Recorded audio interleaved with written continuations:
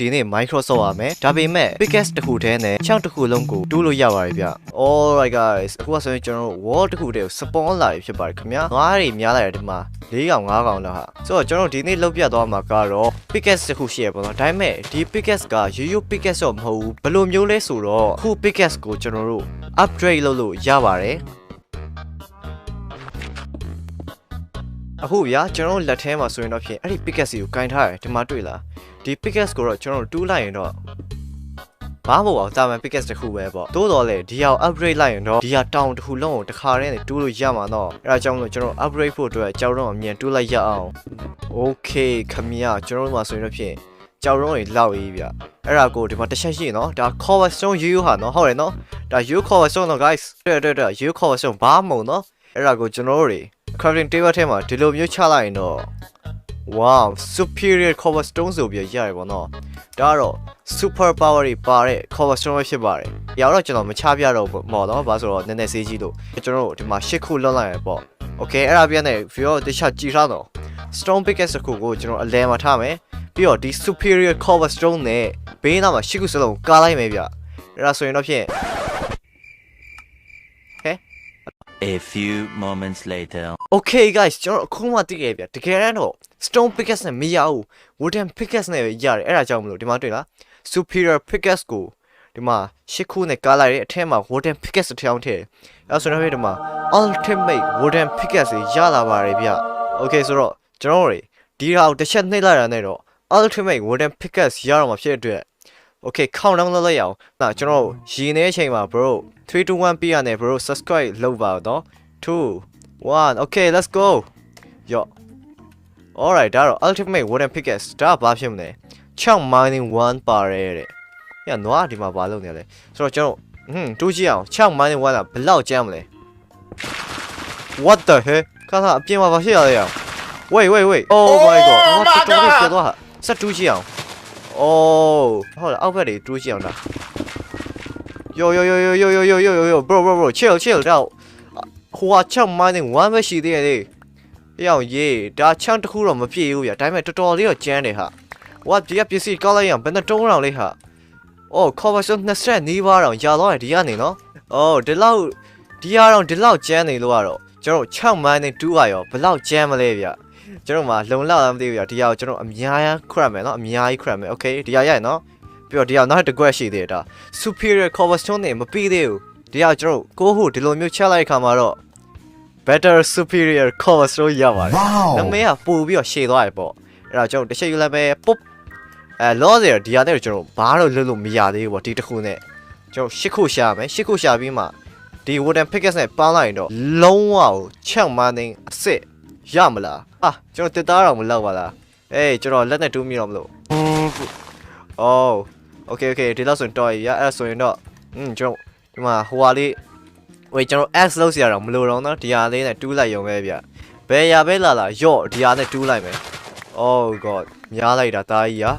ဟာရောကျွန်တော်အဲ့ရလို့ရဟာကျွန်တော်ညရောက်တော့မယ်ညရောက်ရင်တော့အကောင်ကြီးကျွန်တော်လာချလိုက်မယ်ဒီ Pickaxe က block ရဲ့အများကြီးတူးနိုင်ဆိုပေမဲ့အကောင်တက်ဖို့နေရာမှာတော့အရန်ကိုစိုးတယ်တကယ် damage ကတိတ်မရှိဘူးဒီမှာတွေ့လား damage က2ခုပဲအဲ့ဒါနဲ့ဒီမှာနွားတောင်တေးမှာမဟုတ်ဘူးသိလားဒါရှိနွားတော့အခါရိုက်မှတေးမှာဒီကောင်တော့ဒီဟာနဲ့တော့ကျွန်တော်လှုပ်ရှားလို့မဖြစ်ဘူးဗျမေဘန်းနဲ့စွန်စားခန်းသွားဗျာဒီတောင်တစ်ခုတော့ကျွန်တော်ဖြတ်ချလိုက်ရင် Oh shoot ဟာရခိုးလေးပါတခါလေးတူးမိသွားရဟာ bro နောက်ထပ်ဒီမှာဆက်ပြီး grind မယ်ဗျာ grind မယ်ဟုတ်လား sigma mail mindset ဒါကိုကျွန်တော်ဘယ်နှခုရလဲ better superior cobblestone 3ခုနောက်ထပ်5ခုပဲကျန်ပါတော့တယ်ဟုတ်လားတဝက်နီးပါပြီ Oh creeper ကြီးတွေ့တယ်ဗျာ furnace လုပ်ပြီးတော့လာတားချက်မယ်နော်အဲ့အောင်ရေးဒေရော်လိုက်တူးမိရဲကွာ No ငါဒိုင်ယိုရိုက်လာဒီယိုရိုက်လာမသိဘူးအဲ့ကောင်တိတ်မကြိုက်ဘူးကွာ furnace လုပ်လို့မရပါလားအော်ရတယ်ဘာမို့ game နဲ့ကြောင်လာပေါ့နော် mod ဖက်ကြောင်ဗျနည်းနည်း OP လွန်းနေလို့ဒီ Pickaxe ကြီးအဲ့ဒါကြောင့်မလို့ game မှာတခါလေးကြောင်သွားဟုတ်လားတော့မသိဘူးကျွန်တော်ရဲ phone နေသလိုပဲ Okay မှောင်လို့ကျွန်တော်ဒီမှာ torch ကိုဒီမှာဒီလိုလေးချလိုက်မယ်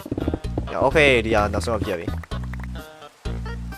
Okay ခင်ဗျာ6ခုရရခဏကျွန်တော် inventory မှာဒီလိုလေးကန်လိုက်မယ်6ခုတော့ပြီးတော့ဒီဟာခဏကျွန်တော်ချကြည့်မယ်ဘယ်လိုနေမလဲဟိုချလို့ရနော်ဒါဘာမှမကွာသလိုပဲဗျအဲ့တော့ဒီဟာကျွန်တော်ခဏနာမီးတော့လေးချ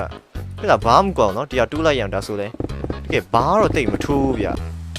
Oh no ကျွန်တော် zombie တကောင်လာရိုက်တယ်ဟာတော့သွားပြီကွာ crap တွေတဲလိုက် zombie ရိုက်တယ် oh no ကျွန်တော် zombie like ကြတယ်ကျွန်တော်ဟာဘလို့လို့မလဲဗျာကျွန်တော်သွားပါပြီဗျာကျွန်တော်ဘဝပြတ်ပါပြီဗျာဒီ zombie တက်ရခတ်လိုက်တာဗျာကျွန်တော် damage အများကြီးပေးနေဗျာ okay ဗျာဒါထားလိုက်တော့ထားလိုက်ပါတော့ဗျာခုနလက်ကားစားတာပါအဲ့တော့ကျွန်တော်ဘယ်နှခုရရလဲတစ်ချက်ကြည့်ရနော်32ခုအဲ့ဒါကို9ခုအော်ပိုရန်ပိုရဟာဒါဆိုတရားနော်ဒီ ultimate water pickaxe ကိုအလဲမှာချလိုက်မယ်ပြီးရတဲ့ကျွန်တော် better superior cobblestone ကိုဒီမှာဒီလိုထားလိုက်ရင်ဘာလို့မရလဲကျွန်တော် website ကနေပြီး tutorial သွားကြည့်ရမယ်ထင်တယ်ရအောင်ဒီက support နေနေတော့ဒီကကျွန်တော်တိတ်လည်းဘာမှမဖြစ်ဘူးနော်အော်ဟာတကယ်သွားရဗျာဒီကောင်လည်းကျန်းတယ်ဗျာဒီကောင်လေးလောက်တာကျန်းတယ်ဗျာသူတို့ဘာမှားပြစ်မိနေတယ်ဗျာ oh my god တကယ်ကျန်းသွားရဟာအသေးပါဗျာဟဲ့သေးပါဗျာflipping shoot no hey bro chill man တိုင်းစိတ်ထိန်မယ်ငါမင်းတို့ရမ်းမရှောက်မင်းတို့လည်းကောက်ရှမ်းရှောက်ဟာဘယ်လိုလုပ်မလဲဒါဆိုရင်ကျွန်တော်အာယွန်းလိုရယ်နော်အာယွန်းလိုရယ်ကိုယ့်ကိုကောက်ဝဲဖို့ရှေ့လုပ်ဖို့ပြီးတော့ကျွန်တော်မှအာမိုင်လည်းဘာမှမရှိဘူးဗျာဒီ wooden pickaxe ဘာလဲတိတ်သုံးစရာမရဘူးကဲဘယ်လိုပြောသူ့ရဲ့ website ကိုသွားပြီးတော့အဲ့ဒီ data pack မှာနောက်ထပ် chunk mining pickaxe 2ဘယ်လိုလုပ်ရလဲသွားရှာကြည့်မယ် okay ကျွန်တော်ပြန်လာပါဗျာကျွန်တော်တည်ထားတာကတော့ဒါက wooden pickaxe ကိုလောက်ရတာမဟုတ်ဘူးလေ stone pickaxe ကိုလောက်ရတာတဲ့ဟာတော့ဒီမှာ stone pickaxe အသစ်ဆက်လေးလောက်လိုက်မယ်နော်ဟုတ်လားဒီကနေလောက်ရင် durability ကောင်းပါဆိုလို့ဟုတ်လားဒီရောက်ဘေးနိုင်ပြီးတော့ဝိုင်းလိုက်ခါမှာတော့အသစ်တိုင်းထွက်လာတယ်နော် ultimate stone pickaxe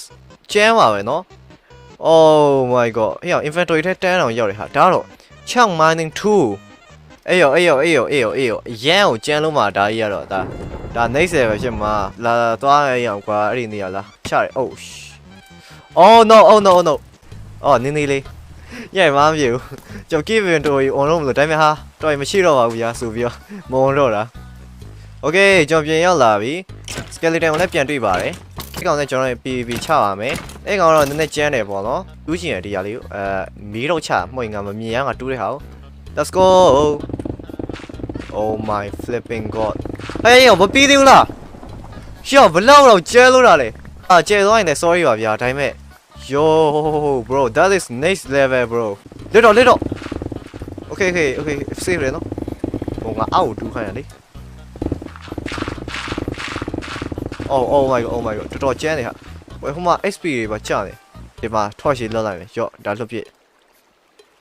ဟာကွာရောအကုန်ပြည့်နေပါလား alright လာကျွန်တော်ပြန်ထွက်မယ်ရေ airport တစ်ချက်ရှိုးလိုက်သားကြီး oof ကျန်းတာပဲခဏဝင်ကြည့်လာမှာ oh အပေါ်ကြီးကျဲလုံးလို့ဗျာကျွန်တော်တို့ပါ foreign mate တော့ထိတယ်ဟာ yo my god bro hey flint တွေပါကြာနေပါလားကျွန်တော်ခေါ်လေ30ခုတော့ရရင်နော်အဲ့လောက်တော့ရှိတာပေါ့လေဒီမှာကျွန်တော်သိတော့မသိခဲ့ဘူးမေ့သွားတော့ကျွန်တော်မှာcrafting table ရှိနေရမယ်နော်ဆိုတော့ဒီမှာချမယ်ဒီက crack ရတာနဲ့တော်တော်ကြာမှာအဲ့တော့ crack တဲ့ဘက်ကျွန်တော်တစ်ချက် skip လိုက်မယ် alright ပါခင်ဗျာခုနကျွန်တော်ချန့်တစ်ခုလုံးကိုတူးလိုက်မှဒီမှာ3ခုပဲရတယ် okay ရောက်ရေး3ခုပဲရတယ်ကွာအဲ့တော့ဒီထားတော့ကျွန်တော်အဲ့မှမလုပ်တော့ဒီမှာလက်နဲ့ပဲရှက်တော့မယ်ပေါ့နော် alright ဒါဆိုရင်တော့ကျွန်တော်ဒီမှာတက်ယူပြီးတော့ပေါက်တက်လိုက်ရအောင်ပေါက်ရရင်လည်းပြန်တက်မယ် okay မနေ့လာနေလဲနေလဲ12နာရီဟုတ်လားမသိဘူးဟုတ်တယ်12ခွဲလောက်ရောက်ပြီဗျအိုးဒီမှာနွားတွေရှိရယ်ဝေးနွားတော့ဖြစ်တယ်ဒါမြင်းတွေရှိရယ်မြင်းတစ်ကောင်စီးကြည့်မယ်မင်းကတကယ်ရှင်ဖြစ်ချင်လားပြောလိုက်စမ်းရောကွာဖြစ်ချင်မဖြစ်ချင်okay ပါခင်ဗျာ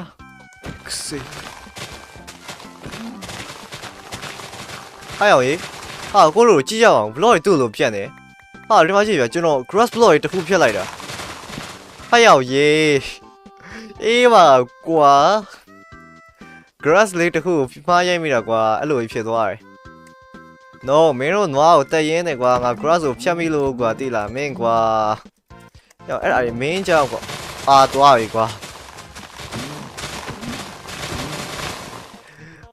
စားလိုက်ရတော့ဗျာအဲ့ဒါဆိုရင်တော့ပြင်ကျွန်တော်တို့ခေါ်ပါဆုံးလို့သေးတယ်အသားချက်တော့မလို့ okay ပါခင်ဗျာကျွန်တော်တို့ရဲ့စားစရာတွေအကုန်ချက်တော့မယ်အဲ့ဒါပြီးရနေတော့ကျွန်တော်ဒီမှာ better superior cobblestone ကိုခုရှိတယ်အဲ့ဒါကျွန်တော်မသိခဲ့ဘူးရော့တခုဝါဒါဆိုကျွန်တော်နောက်ထပ်၄ခုထည့်ရဖို့ကတော်တော်လေးကိုစူးစမ်းရအောင်ပါဟာ Okay ခုကဆိုရင်တော့ကျွန်တော်ညရောက်တော့မယ်အဲ့ဒါကြောင့်မလို့ကျွန်တော်စဉ်းစားထားတာကတော့ညရောက်တော့မှမလို့အပေါ်မှာနေကြတော့ကျွန်တော် zombie လိုက်ရိုက်တက်လိမ့်မယ်အဲ့ဒါကြောင့်မလို့ကျွန်တော်မြေအောက်သွားပါပြီခင်ဗျာမြေအောက်ခန်းလေးတော့မထားကွာငါအဲ့လိုလောက်ခိုင်းတာမဟုတ်ဘူးလေဒီလိုအောက်တဲ့တူက Okay အဲ့လိုလေးအောက်တဲ့တူတိုက်အရင်ကြမ်းအရင်လည်းမကြမ်းနဲ့ဟုတ်ဝေးဒီလိုအောက်ဆင်းဖို့လဲဒီလိုလုပ်ပါပြီးတော့ဝေးအေး bro chill မယ်နော် Okay လောက်ဆိုရင်ရတယ်ဟာမှောင်းနေရပဲအော်မီးတော့တွေလိုက်ထုံးမှဒီလိုတစ်ခုဆိုရင်လောက်ပါပြီဟုတ်လားဆိုလားဒီရောက်ဆက်တူးမယ်နော် wait ကျွန်တော်အာယုံတွေပါတူးမိသွားပါခင်ဗျာအာယုံတွေ့ပါတယ်ဟာဒါအာယုံတွေပေါ်များတယ်ဘာယုံကြီးလားမသိဘူးနော်ကျွန်တော်အာယုံတွေတော်တော်လေးကိုတွေ့နေတယ်အေးအောင်ဟာရှိသေးဝေးသွားကြည့်အောင်ဟာဒါကျွန်တော်စဉ်းစားမိတာတခုကဒီ pickaxe က OB ဖြစ်တယ်6မိုင်းနိုင်တယ် item ပြ block အကုန်လုံးမိုင်းတယ်ဒါပေမဲ့ဒီဟာကနေပြီးတော့ obsidian တို့ barrel တို့ကိုတကယ်မိုင်းနိုင်မလားအဲ့ဒါအရင်ကျွန်တော်စဉ်းစားမိရနော်ဖြစ်နိုင်ခဏနေကျွန်တော်သွားဆမ်းမယ် Okay ပါအခုကဆိုရင်ကျွန်တော်အာယုံ6ခုကြက်ပါပြီဒီဟာအကုန်လုံးကျွန်တော်ယူလိုက်ရပြီးတော့အရေးကြီးဆုံးကတော့ကျွန်တော်တို့ရှေ့လေးလောက်ပါမယ်ပြီးနောက်ထပ်ဒုတိယအရေးကြီးဆုံးကတော့ torch တွေလောက်ပါမယ်ခင်ဗျာ torch တွေကိုကျွန်တော်များလေးကြိုတင်လောက်ပါမယ်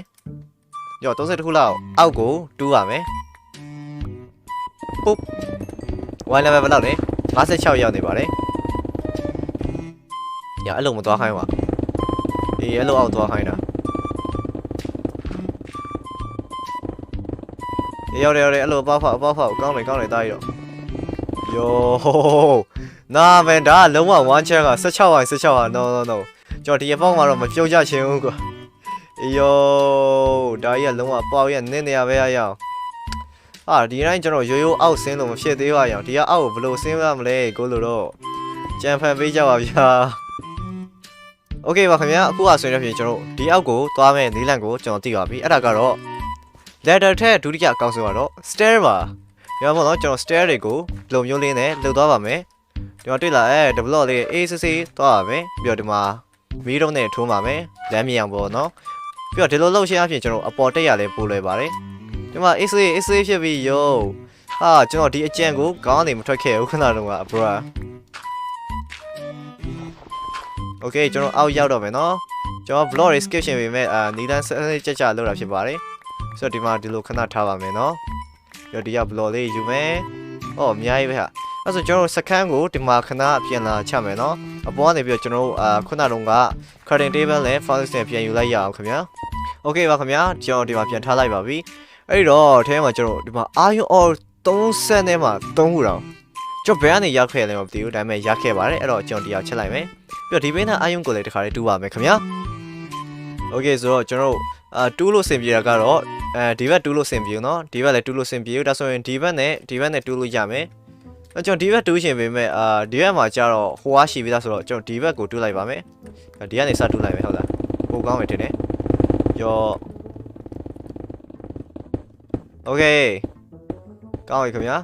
အဲ့ဆိုဒီမှာမီးတိုင်နေချမယ်နော်မီးအားနေတယ်ဒီနောက်ကဒီမှာလည်းကျွန်တော် mine twin ထဲမှာလည်းမီးပြတ်တာလားပဲလားကွာ Okay ပါခင်ဗျာအခုကဆိုရင်တော့ကျွန်တော်တို့ဒီမှာလက်ထဲမှာပေါ့နော် super better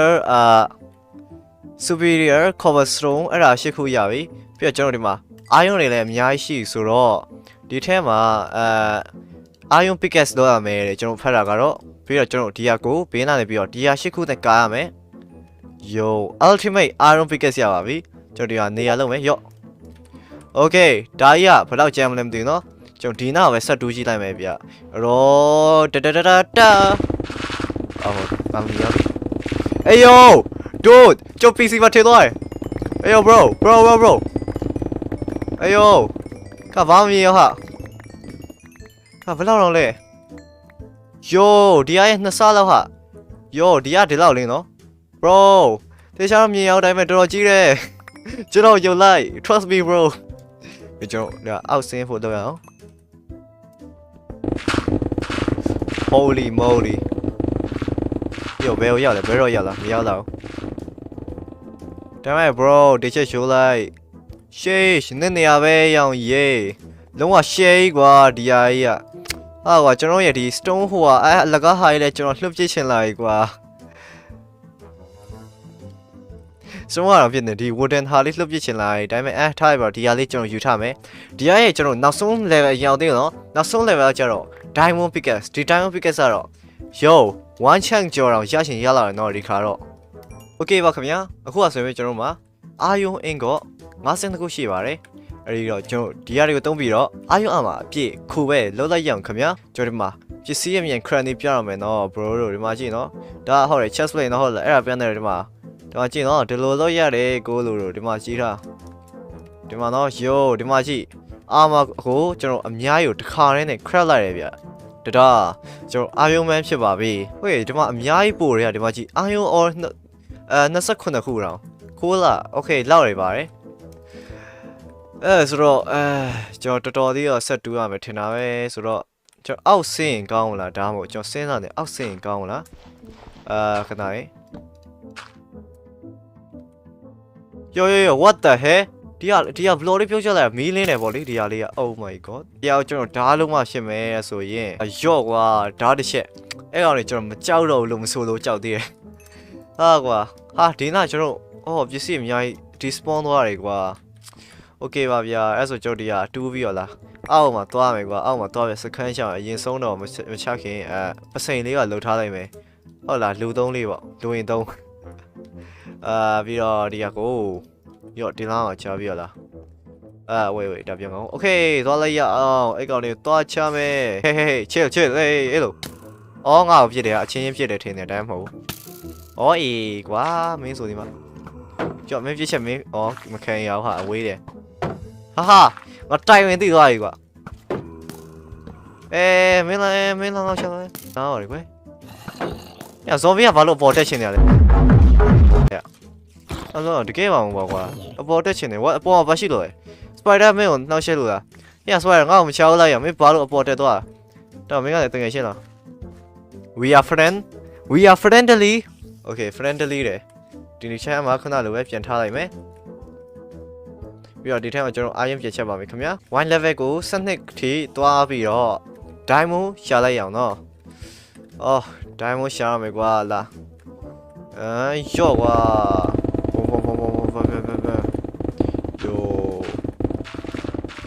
okay ဘယ်ရောက်သွားလဲကျွန်တော်တစ်ချက်ဖြစ်ချကြည့်မယ်ဘာရှိမလဲမိုက်တယ်ကွာဒီအဲ့တွေoh my god yo this is my dream yo ဒါကျွန်တော်အိမ်မနေရလားကျွန်တော်ရှိမှ diamond တခုတန်းကိုရောက်လာဟာ yo ခဏရားလို့တော့မဖြစ်သေးဘူးဒီမှာဖြည်းသွားမယ်နော်ဒါကျွန်တော်ဖြည်းနဲ့ security ရှိသွားမယ်ကွာဒါကျွန်တော်လုံရှောင်လို့ပေါ့နော်ဒီလိုလေးဒီမှာ develop အရှင်းစီပြန်တက်ရလဲလွယ်တယ်ဆင်းရလဲလွယ်တယ် okay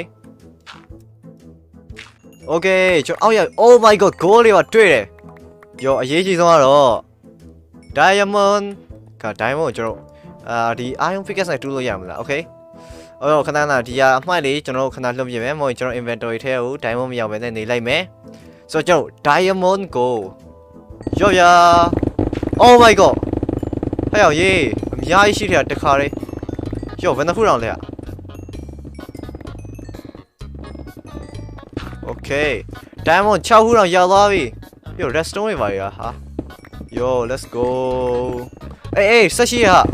ဝါကျွန်တော်7ခုတောင်ရောက်သွားပြီကျန်းလိုက်တာကွာ wait ကျွန်တော်လုံးဝ OP ဖြစ်တဲ့ဘာယုံမရောက်ဒါဘာယုံလဲ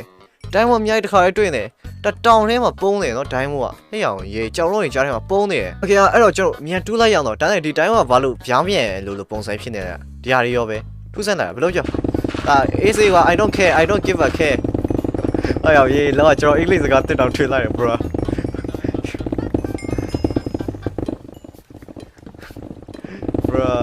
okay ဆိုတော့ကျွန်တော်တော်လေးတူးလိုက်နော်ဒိုင်းမို့19ခုတောင်ခဏကျွန်တော်အပေါ်ကဟိုဟာတွေကျွန်တော်မလို့ချင်တော့ဗျာအထက်ကအာယု20ကျော်လေးလားဂီယိုတော့မစားရအောင်ဒီအောင်ကျွန်တော်စကန်ချလိုက်တော့မယ်နော်အဲ့ဆိုထော့ရှည်ပါလေ okay ရိုက်ပါမျိုး AC ဒိုင်းမြပေါ်တာဗောမင်းခိုးမြပေါ်တာဗောဒီမှာကွာပတ်ဆက်ရပြီပြဒိုင်းမွန်းလေးပါလေရရဆိုတော့ကျွန်တော်အထာတွေပါပြောင်းရောကွာကိုကောင်ဒီဘုံလေးမယူတော့ပါဘူး okay ပြီးရနေကျွန်တော်crafting table လေးပြန် create ရမယ်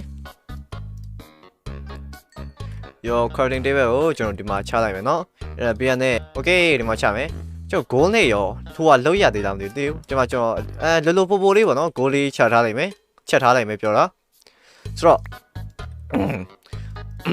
ဟာဒဲချောင်းကောင်းကောင်းလေး Okay ခုမှကောင်းကောင်းလေးဖြစ်သွားပြီ Diamond Pickaxe Yo Diamond Pickaxe ရသွားပြီ bro Stone Pickaxe ပြရှူစေးပေါ်တယ်မကိုင်ဘူးအမေဘုံဝင်နေပါမြစ်လို့ကွာကူကောစားရပါကြာဆိုတော့ကျွန်တော်အမြန် crap မယ်နော်ဒီမှာမြေကြီးပေါ်မှာရှိတဲ့ဟာနဲ့ကျွန်တော်ဒီ Diamond Pickaxe ကိုပါ upgrade လို့ရလောက်တယ် bro မိုက်တယ်ဗျာလားအကုန်လုံးမယ်ကွာ Oh no ဟာကျွန်တော်တွေ့လာ bro ဒီဟာကျွန်တော်တူးလိုက်တာအပေါ်ကနေပြီး creeper ပြုတ်ကျလာတယ် yo creeper မိုးရတယ်ဟာညထူးဆန်းရဒီ creeper ရမ်းကြောက်ရကျန်းတယ်နော်ကျွန်တော်ပောက်ဝဲပြီးတက်တော့မှာ oh my god ပြီးတော့ guys ခဏပြမယ်နော်ပြီးတော့ကျွန်တော်တခုကဒီမှာ diamond တွေအများကြီးရတယ်ပြီးတော့ဟိုမှာကြည့် diamond တော့ကျွန်တော်ဆက်တွေ့တယ်ခဏနာကျွန်တော် try ချင်တာတခုရှိရယ်ဒီကကျွန်တော် lava တွေဖြတ်နိုင်မလားအော် emerald ဟာ diamond မဟုတ်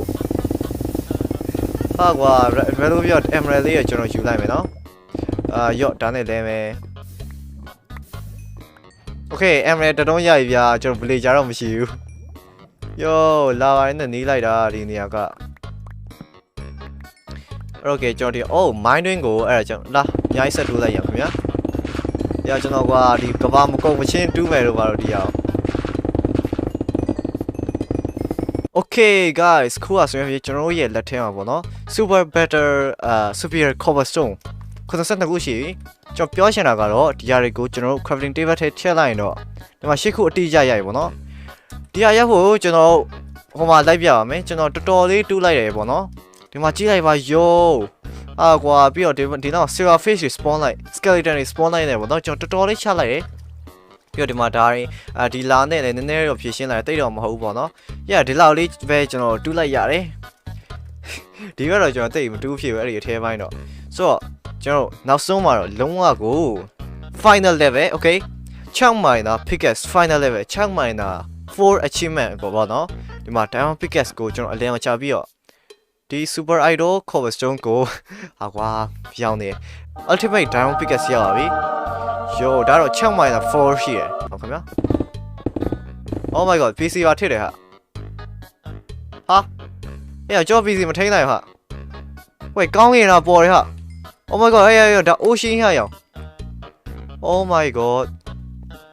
ရောင်ရေဟိုတကယ်မြေကြီးပြင်ပေါ်ထိကရောက်တယ်ဟာ Okay ဆိုကျွန်တော်နောက်ထပ်ဆန်းချင်တာကတော့မြေအောက်တူးရင်ရောလေပြီကျွန်တော်ပြောချတော့မလို့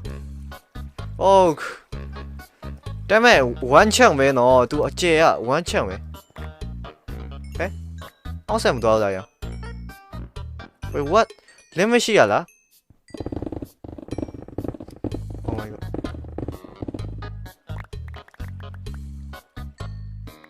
ဒီအောင် limit ရှိရထင်တယ်အေးပါကွာ Wait ဒါတိတ်မဟုတ်တော့ဒါမြေကျွန်တော်ဆက်ဆန်းပါဗျ Oh Wait ဒါ barrel level ရောက်နေဒါကြောင့်မလို့လားမသိဘူးဒါနဲ့ barrel တူးလို့ရမလားဒါနဲ့ရောင်ရေးနည်းနည်းတော့အရန်ကြီးကိုထင်နေတာဟာကွာကျွန်တော်မှ you pickaxe ဆိုတာမရှိတော့ကွာရော့ရှုပ်တယ်တရားလေးနဲ့တူးလိုက်မယ်ရော့တေးတေးလေး oh ခွေးရှိဖက်လာရှိတယ်တေးလေးဒီဟာလေးမှကြည့် oh တော်တော်လေးကျန်းတာဒါကြီးမှ wait ဘယ်တော့မဖြစ်နိုင်ဟာ no disappointment yo ကျွန်တော် frame ကိုကြည့်လိုက်24 oh my god အဲ့အောင်ရေး frame ရလဲရနေတယ်ကွာ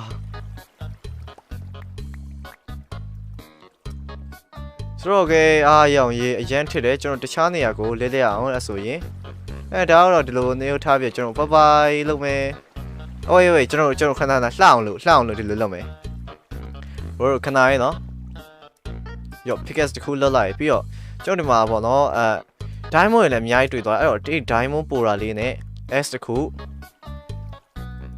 ပြီးတော့sword တခုလုပ်မယ်။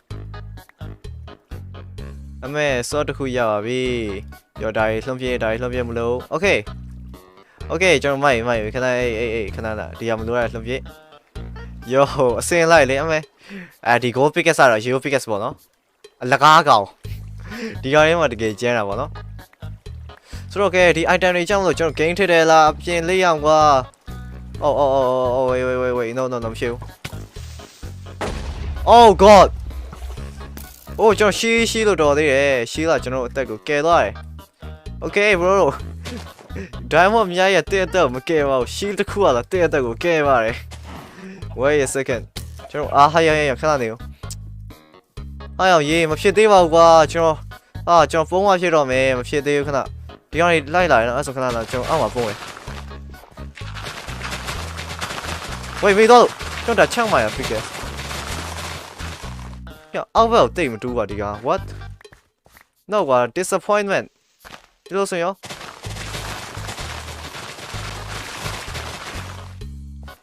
no အလကားကောင်ကြီးဖြစ်နေတယ်။ဒီမှာကြည့်ဒီ iron pickaxe မှာဟုတ်ပါတယ်ကွာမြေဟာ။ရှူကောင်းတယ်။ဝေးကျွန်တော်အစ်စေးသွားအောင်မြေဟာရအောင်။အရင်လည်းမဟုတ်ပါအရင်လည်းဟွာမဖြစ်ဘူးမမြင်ဘူး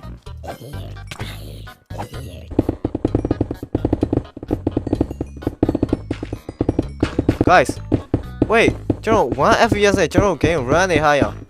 ။ PC reset ခိုင်းတော့မလားမသိဘူးရအောင်ဒီရရဲ့လုံးဝထိချက်။အကြည့်ရအောင်2 FPS yo okay 12 FPS ရ okay very good nice ရအောင်ရေးတော်တော်လေးထစ်တာဝေးကျွန်တော် very တော့ကျွန်တော်မှာ oh my god ပြည့်နေရာလေးတော်တော်ကျင်းဟာဒိုင်းဝကများလိုက်တာကွာဆိုတော့ကျွန်တော်စမ်းချင်တာနောက်တစ်ခုကည1 level 0လောက်ကနေပေါ့နော်တရားနေတွေ့ရင်ဟိုအပေါ်ဆုံးထိရောက်မလား哎呦，这切1 FPS， oh my god 0 FPS ရလားမလား let's go bro 0 FPS road to 0 FPS yo 0 pay မဟုတ်ဗျာ0 FPS စီလားကျွန်တော် recording ကတော့အကုန်အဆင်ပြေ game ရတာထင်တယ်ဝေးကျွန်တော်ဟိုအပေါ်ဆုံးထိရောက်တယ်ဟာဒါ0 FPS ဆိုကျွန်တော်မရနိုင်ခဲ့ဘူးဟာဝေးကျွန်တော်အပေါက်ထဲမှာ stack လားအော်မ stack ဘူးပြောင်းရေးထစ်လိုက်တာကွာ yo okay ဆိုတော့ကျွန်တော်ကတော့ကျွန်တော်ရဲ့မိခွန်းကြီးကိုတော့သူတို့ဖြင်နိုင်ခဲ့ပါပြီကျွန်တော်ရဲ့မိခွန်းကတော့